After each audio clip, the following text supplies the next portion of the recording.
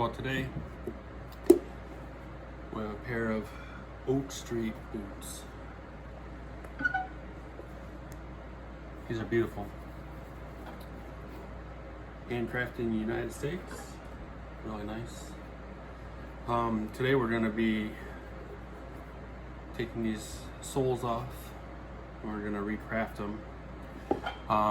We're going to put on some GM leather soles, some svig, SVIG, trekking half sole and heels. We're going to switch out the welts from a flat welt to a split welt. And adding some brass nails in the heels. He wants that. We're going to do some white stitching on top, and we're kind of undecided about what we want to do on the bottom color wise. We'll figure that out as when we get to it, but yeah, these look really nice. Doing this a little bit different. I'm sitting down, so we'll see how this works out. I was trying to figure out a way to get myself into the picture and still do the work, so I never sat down and did stuff like this before, so we'll find out. We'll see how it goes. Normally it's good standing up because it allows you to get some leverage, but we'll see. So the first thing you notice on here, these have the original day-night soles on there, which are really nice. But you know, if it's not the look that you want, then it's not the look that you want. But if you haven't noticed from me pulling this heel off, that these heels, hello, are just glued on, no nails. So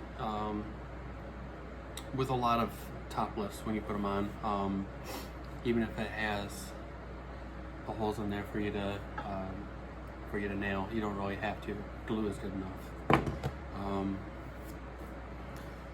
You can if you want to. I think some heels it's good to do it, but I would say like 90% of them you don't need to nail.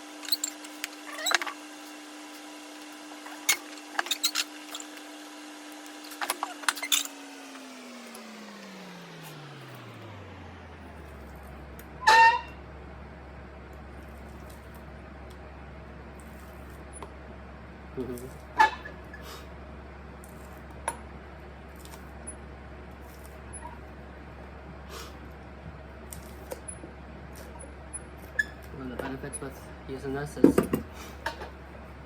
take the nails. Look at that, they came straight out. Didn't have to bend them or anything. So this has a nice steel shank in it. I don't think we're gonna have to replace it. I think he was worried that maybe it was a popsicle stick or something like that, you know. You just don't know sometimes with some of the manufacturers, like what they do. I think we'll be okay.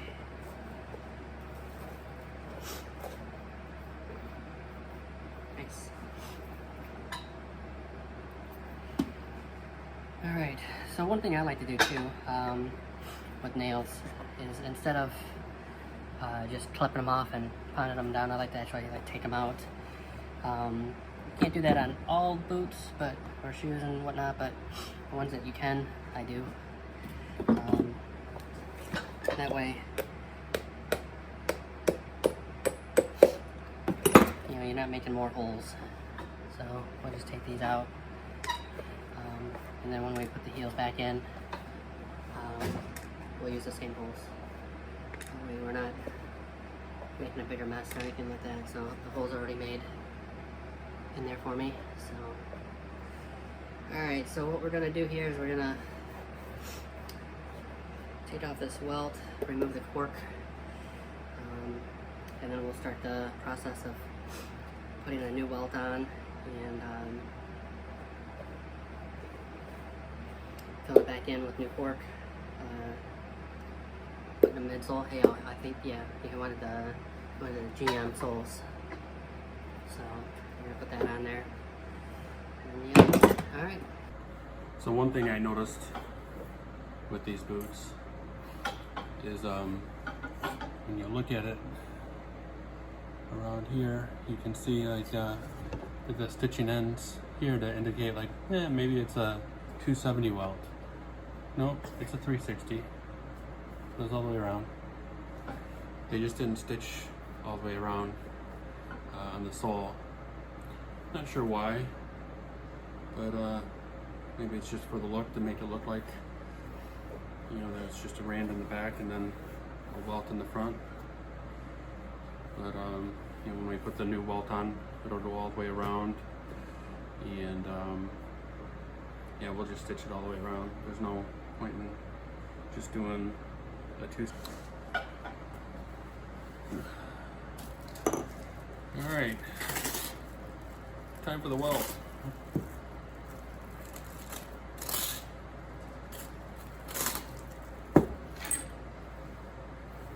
So we're gonna be putting a split welt on here, and a split welt is, you know, this traditionally would just be just the flat welt, and then but with this there's a channel and then a lip that comes up. So we'll be stitching between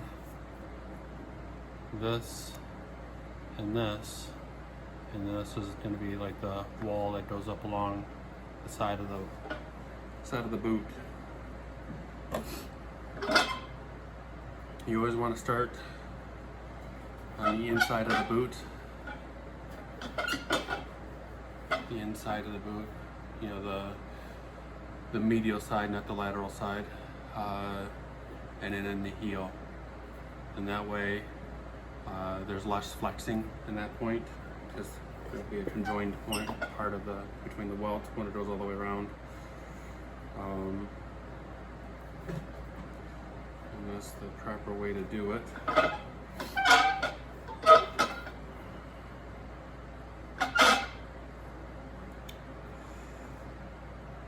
So, to get a starting point,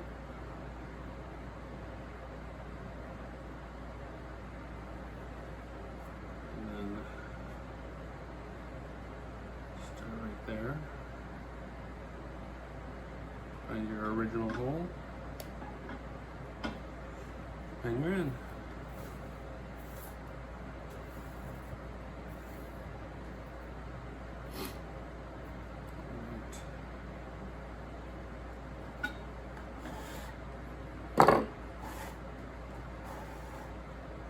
You want to make sure you get enough thread to go all the way around. How you doing? All right, well, we got the boot re-welted on. So as you can see, we got this and this. So we just kind of cut that off, and then what we'll do. Battery. What we'll do is knot this on. I like to do 3.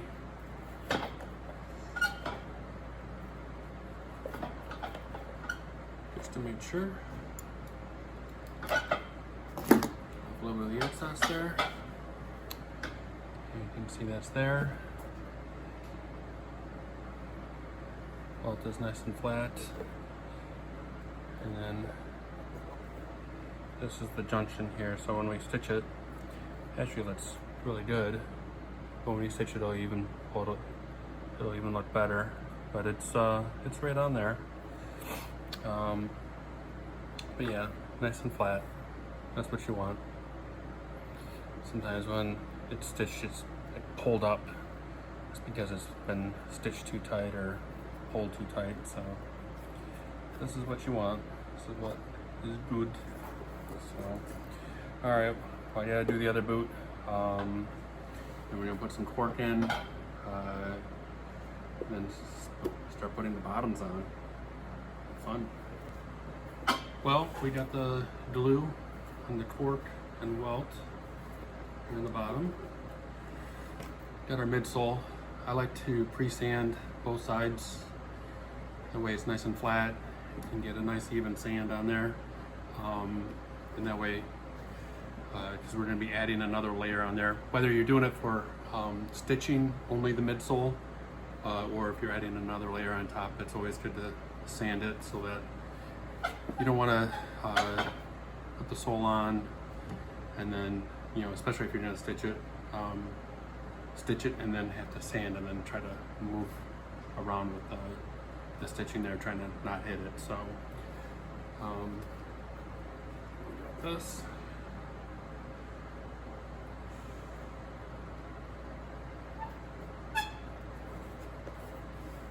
Just like that.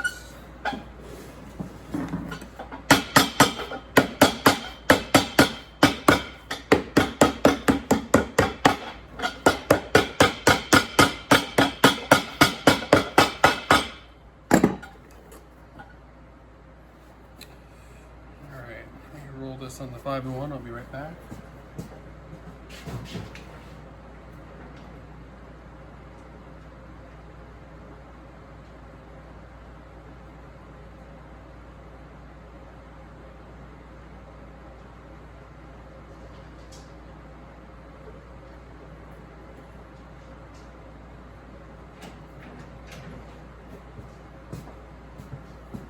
And I'll show you real quick. So we rolled on the 5-1, it presses the midsole and the welt together, so it's nice and tight. As you can tell, the welt is nice and flat, which is good all the way around. All right, we got the half sole on here, all glued, glue on the leather, glue on the half sole. Add that on here.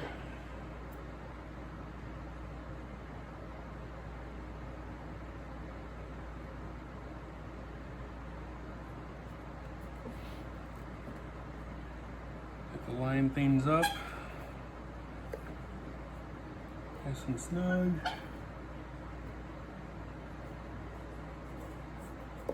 Get that on here.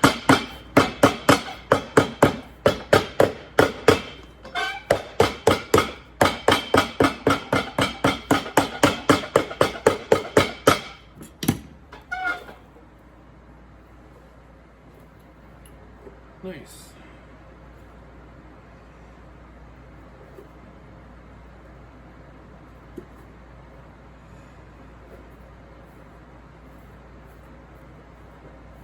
Everything's looking good.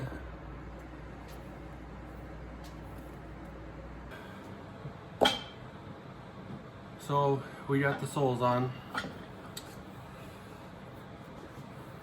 They're all stitched. I had to hand stitch. I was having issues with my machine, and instead of fussing around with it, I just decided I was just gonna hand stitch it and just get it done and whatnot. So still looks really good.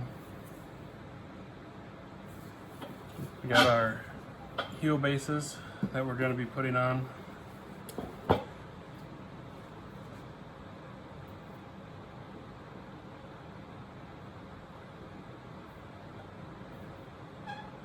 Just like so.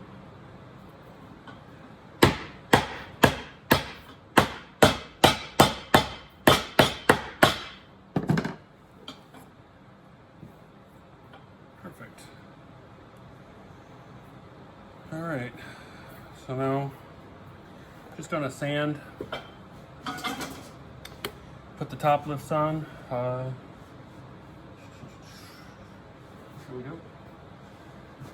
Top lift, it's gonna go on here, it's gonna match the front. And then we'll glue that down. And then it's pretty much just finishing the edges, putting some conditioner on the leather. And that's all right, so we got the heels on. What we're going to do now is do some hand sanding. I've already done some already. Just gonna kind of finish it up here.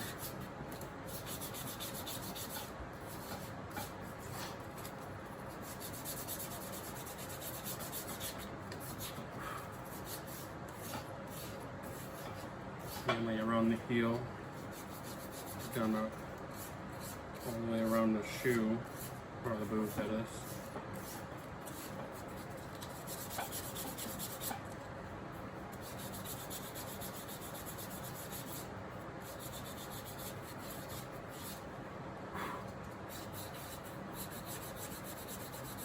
This just kind of helps with giving a nice clean, smooth look when you're doing the edging. And when you're done sanding everything, it's always good to go and remove this excess that you get.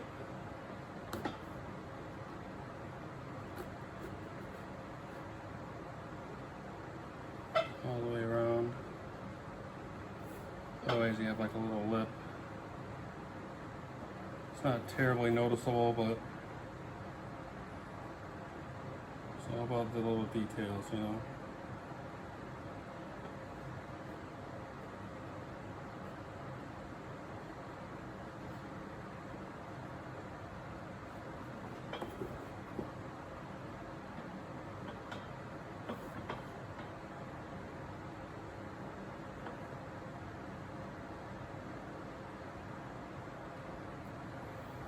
All right. As you can see,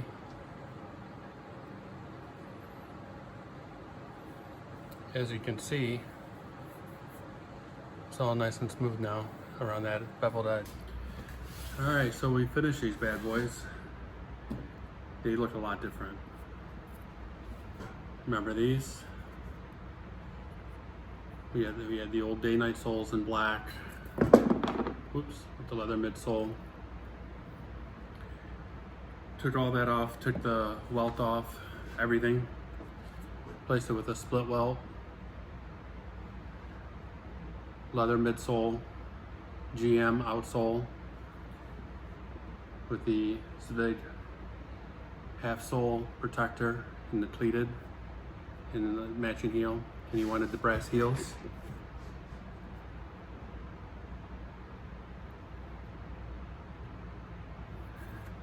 So we had a couple fun times with this. So my sole stitcher was giving me fits, so I ended up just hand stitching the whole thing. But still, it came out great. I mean, I don't think you could have asked for any better.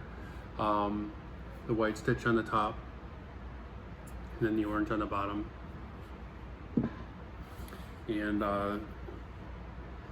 yeah, I mean, I think these look pretty sweet, and I really like this bootmaker, Oak Street. Yeah, Oak Street. Yeah, they make some nice stuff. I looked them up online. Looks like most of their stuff is between $300 and $500. I mean, I think that fits the mold there. All leather insole, has a leather heel seat, nice quality uppers. Obviously, they use quality soles when they're doing their when they're making their boots and shoes. And then obviously you can customize them. You know, you can do whatever you want with them. So that's pretty cool. But yeah, another one done. A lot of fun, a lot of effort on this one, but you know, sometimes you gotta do that to make everything look good. So anyway, if you guys have anything, EBR Leathercraft is, you know, where I'm at. So if you're more than welcome to ship or come on in and see what we can do. All right.